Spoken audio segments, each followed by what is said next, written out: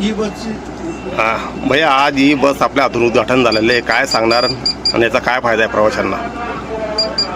आज जळगाव, नाशिक, संभाजीनगर यासाठी ही बसला सुरुवात झालेली आहे आणि तुम्ही बघितलं असेल 8 चार्जिंग स्टेशनही त्या ठिकाणी लावलेले आहेत आणि 10 बसेस या आपल्या या शहरात दाखल झालेल्या आहेत आणि 300 किलोमीटरची रेंज साधारणतः एका बसची आहे। तर पहिल्या टप्प्यात आज 3 बस यांच्या एस टी महामंडळाच्या वतीने या ठिकाणी सोडण्यात आलेल्या आहे आणि आज त्याचं उद्घाटन झालं आणि याच्यामुळे जो संकट या देशावर आहे डिझेल, पेट्रोल, गॅस, इंधन वगैरे गोष्टींचा त्याचाही जो तुटवता आहे त्याच्यामुळं ई बस सेवेमुळं आम जनतेला हेच डिझेल त्या ठिकाणी उपलब्ध होईल आणि त्याच्यामुळं सर्वांचं एक चांगलं काम या ठिकाणी। बस बघा अतिशय सुंदर आहे, AC पॉवरफुल आहे, लाईट आहे,